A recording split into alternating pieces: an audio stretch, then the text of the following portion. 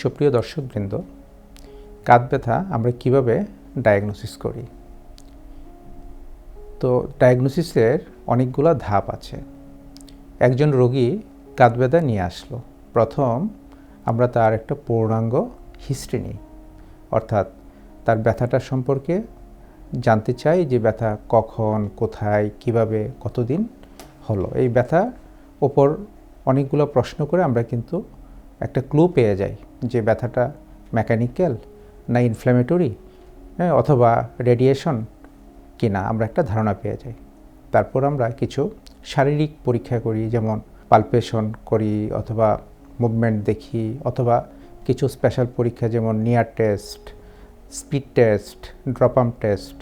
এই পরীক্ষাগুলোর মাধ্যমে কিন্তু আমরা একটা ধারণা পাই যে তার কোনো লিগামেন্ট টেন্ডনে কোনো ইনজুরি আছে কি না।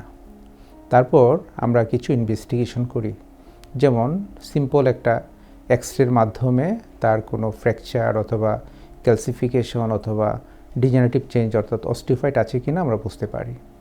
তারপর মাস্কুলোস্কেলেটাল আল্ট্রাসোনোগ্রাম এখন খুব একটা গুরুত্বপূর্ণ পরীক্ষার মাধ্যমে আমরা কোনো লিগামেন্ট, টেন্ডন, মাসেলের কোনো ইনজুরি অথবা টেন্ডিনাইটিস অথবা বার্সাইটিস আছে কি না আমরা কিন্তু বুঝতে পারি।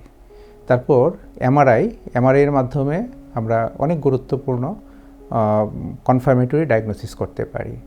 হার্ট রিলেটেড প্রবলেমের জন্য আমরা সিটি স্ক্যানও দিতে পারি, আর নার্ভ রিলেটেড কোনো প্রবলেম যদি চিন্তা করি তাহলে আমরা নার্ভ কন্ডাকশন স্টাডি এবং ইলেকট্রোমায়োগ্রাফি দিতে পারি। তো এই ডায়াগনোসিস ক্লিনিক্যাল হিস্ট্রি, শারীরিক পরীক্ষা এবং ইনভেস্টিগেশনের মাধ্যমে আমরা কনফার্ম ডায়াগনোসিস করতে পারি।